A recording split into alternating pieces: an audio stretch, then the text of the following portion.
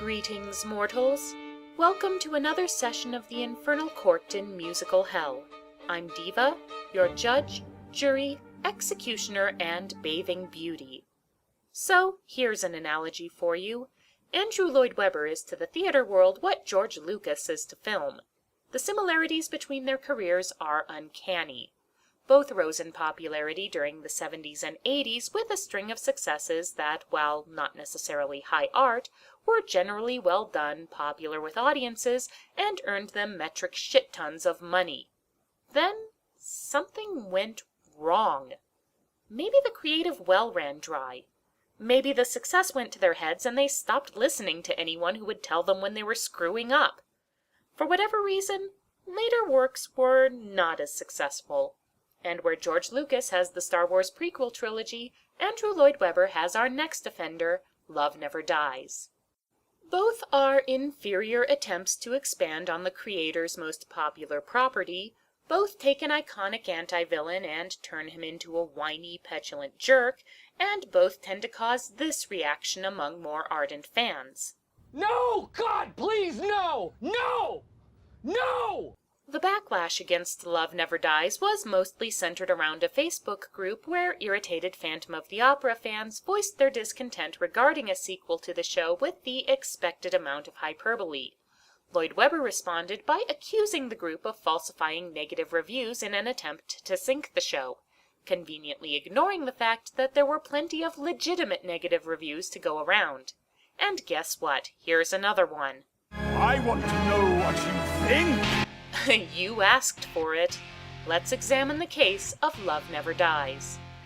We begin with some opening narration text explaining that 10 years ago, the Phantom fled to New York from Paris to escape the angry mob that held him responsible for all the bad stuff that went down at the Opera House. Well, how dare they? Just because he was responsible. And lo and behold, here he is, doing what he does best, angsting like here over his beloved Christine. And sometimes in darkness I dream that you are there, but wake holding nothing but the cold night air. No, really. A 15-year-old girl wrote this, right? I know it says Glenn Slater, but you can't fool me. This is the sort of thing that can only come from a first crush, a live journal account, and a head full of Taylor Swift songs. This song, Till I Hear You Sing, is the best song in the show, so I understand why they let off with it. The problem is it's the only halfway decent song in the score. Buckle up, kids. It's a long downhill ride from here. The Phantom's new digs are in Coney Island, where he lives under the alias Mr. Y. Haha, I get it. And is the mastermind behind an amusement park called Phantasma. Sometimes the stupidity just speaks for itself. Phantasma is your typical nightmare carnival place, and the chorus comes out to establish the atmosphere. Really, really, really establish it. This overindulgent opening is sin number 1. It is a full 15 minutes before any plot-relevant action happens, 5 of which are devoted to the Phantom's self-pity party, and the rest to stuff that looks like a Tim Burton fever dream staged by Cirque du Soleil. We get it. Clowns are scary, and vaudeville is tawdry. Can we move on, please? So, after all this time, the Phantom still hasn't gotten over the girl that got away. And wouldn't you know it, Christine, now a famous opera singer, is on her way to New York for a concert. This exposition is relayed to us by Madame Giry and her daughter Meg, who have gone from ballet at the Paris Opera to working the Phantasma vaudeville show. And I thought my career went downhill fast. Meg is excited to see her BFF Christine again, but Madame Giry is rather less pleased with the prospect. We stayed with him, loved and idolized him. She betrayed him, shunned him and despised him. Oh, you did not just blame Christine for not wanting to hang around the guy who kidnapped her and nearly forced her to marry him, did you? that little bit of Stockholm Syndrome by proxy just earned you sin number 2. Anyway, Jury is miffed with the Phantom's constant devotion to Christine because Meg's now crushing on him for some reason, and also Jury's been putting up with him for 10 years and she feels, not unreasonably, that he should show a little more gratitude for that. In Paris, when the mob surrounded him, who was there? We were there. Didn't you try to help stop? Oh, forget it. If I point out all the ways this doesn't match up to the original, we'll be here until I need snow boots. Of course, the Phantom learns his beloved is in town, and he has her waylaid at the docks by 3 of his freaks in a magical carriage. No, that's not suspicious at all. With Christine is her son, Gustave, and her husband, Raoul de Chanier. Is it true you left your entire fortune on a roulette table in Monte Carlo? Come play with me! Gustav, enough! The answer's no. I'll deal with you later. One more. Who apparently has spent the intervening time studying to become a Lifetime Movie of the Week cliché. Now, I know a 15-year-old girl wrote this because of sin number 3, vilifying the hero. This is something you see most often in lower quality fan fiction. The website TV Tropes calls it Ron the Death Eater, after its tendency to happen to Ron Weasley in the Harry Potter series. It's what happens when an author takes one half of a canon pairing and turns them into a terrible person in order to justify the other half of the pair, leaving them for the character the author wants them to end up with. Ron the Death Eater isn't just crappy character development. It's basically an admission that the author can't get their desired ship to work on its own terms. There's no reason why Christine wouldn't be happier with Raoul than she would with the Phantom. He's closer to her in age, they've known each other longer, he's sincere, utterly devoted to her, and not psychotic. So Lloyd Webber and his cronies randomly turn him into a bitter, neglectful drunk with gambling problems in order to smooth over the fact that they're trying to push Christine onto a guy who tends to strangle people when he gets upset. Well, it hurts my head. In order to make sure the audience gets the point, Raoul has a big solo about what a terrible person he is and how he doesn't deserve his oh-so-special wife's affections. And even when she sings and soars above me, I try to clip her wings. Why does she love me? Actually, if we're going to point claws on where the de Chaniers' marriage went downhill, mine would be directed at Christine. See, it turns out that the night before her wedding to Raoul, Christine and the Phantom hooked up and, well, they made music of the night together. This completely out-of-limbo plot twist is explained during the couple's fateful reunion with sin number 4, Beneath a Moonless Sky. Leaving aside the fact that this song describes something that defies everything we know about these characters and their relationship up to this point, it has the stupidest of all the stupid lyrics to come out of this show. I touch you, And I felt you, and I heard those ravishing refrains. the music of your palm.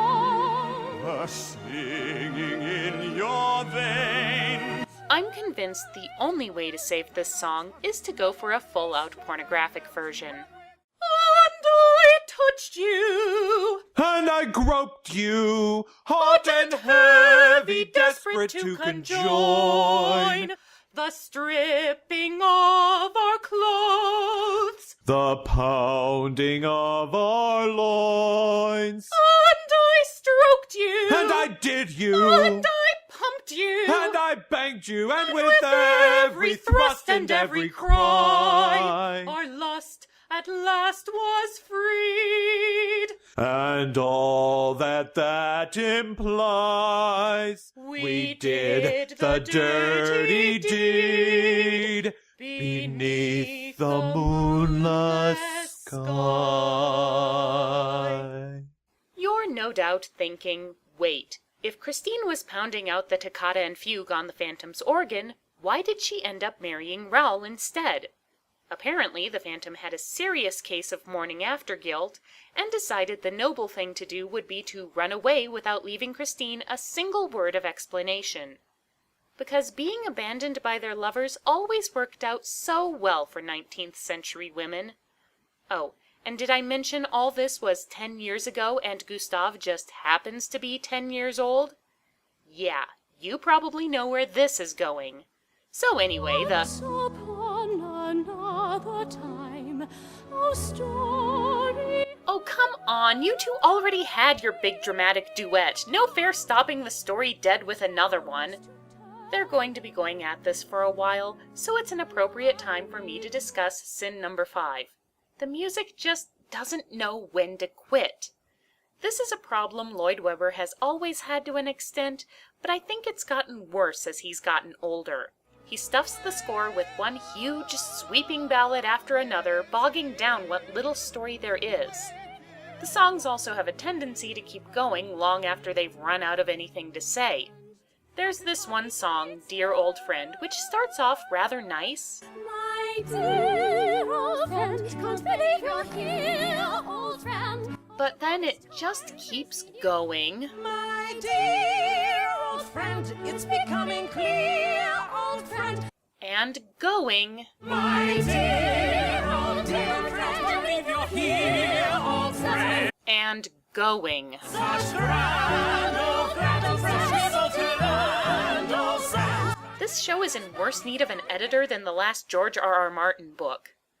Alright, are you two ready to continue with the story now? Good. So the Phantom wants Christine to perform this song he's written for her, and he's willing to pay top dollar for it. But Christine refuses, so the Phantom falls back on his favorite plan B, ruthless extortion. Do this kindness for your mentor or your progeny. That perfect specimen may disappear on Coney Island. Wow, he threatened to hurt her kid? That's low even for him. Christine, you're not going to put up with that, are you? And what am I to sing? Apparently you are going to put up with that. Well then, there's sin number 6.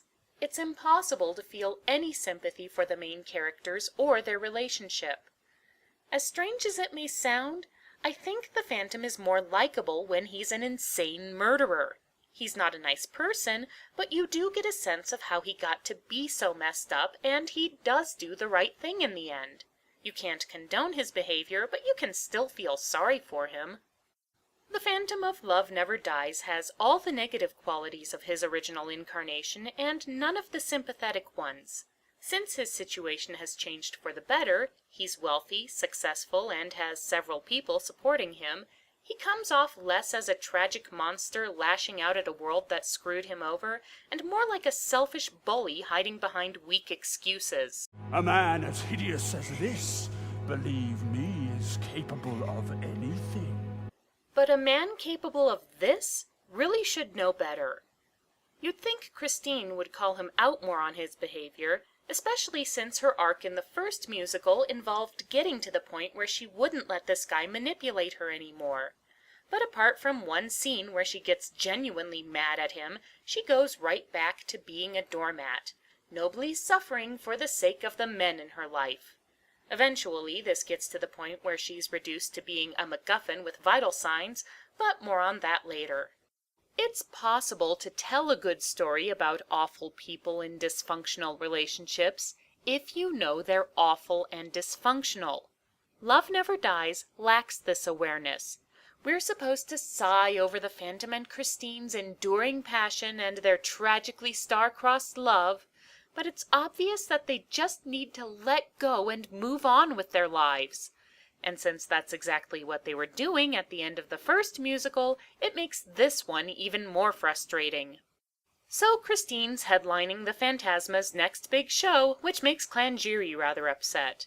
Raoul finds out his wife's under contract with the man who tried to kill him, which makes him upset.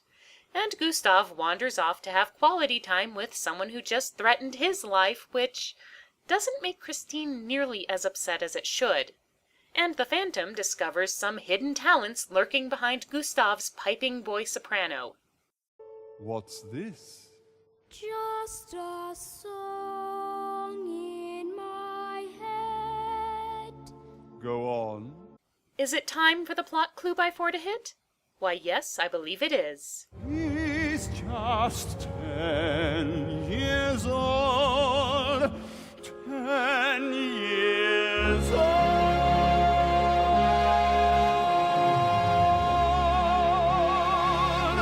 The Phantom bonds with his probable offspring with sin number 7, the beauty underneath. This song seems to exist on the principle that since Phantom of the Opera had a somewhat out-of-place rock number with its title song, the sequel needed an even more out-of-place rock number. It doesn't help that Lloyd Webber's rock sensibility is firmly stuck in 1985. Tell me this doesn't sound like the music for an old David Copperfield routine. Have you ever yearned to go past the world you think you know? Been enthralled to the call of the beauty underneath? And the lyrics, when sung by a sinister man to an innocent young boy, just sound wrong. When you stare behind the night, can you glimpse its primal might? Might you hunger to possess, hunger that you can't repress? Yes. No, Gustav, your line is, I need an adult! The male bonding gets cut short when the Phantom suddenly reveals his face to Gustav and he predictably freaks out. Christine arrives just in time to comfort her child and confirm that yes, the Phantom is the father. And although their one night of passion happened mere hours before she consummated her relationship with Raoul, Christine knows her child's paternity beyond a shadow of a doubt because, we'll say elves told her. The Phantom tells Christine to take Gustav and leave and never reveal the truth. This is the one remotely decent thing he does during the entire musical, so of course it doesn't stick.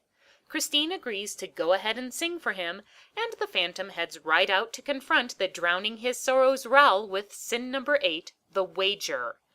I'll let him explain this idiotically insulting plot point. She walks. You leave together. Pockets full. Debts paid. She sings. You leave alone.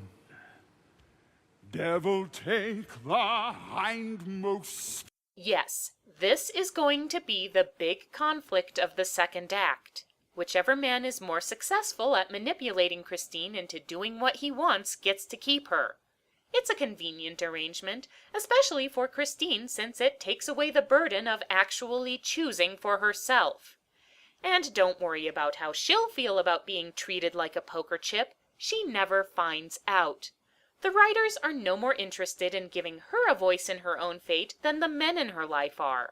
Who would have thought stay with me or I kill your fiancé would be the most empowered decision this woman ever got to make?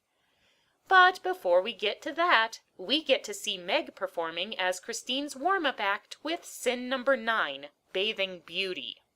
Bathing beauty on the beach. Bathing beauty, say hello. The problem with this song isn't so much that it's bad.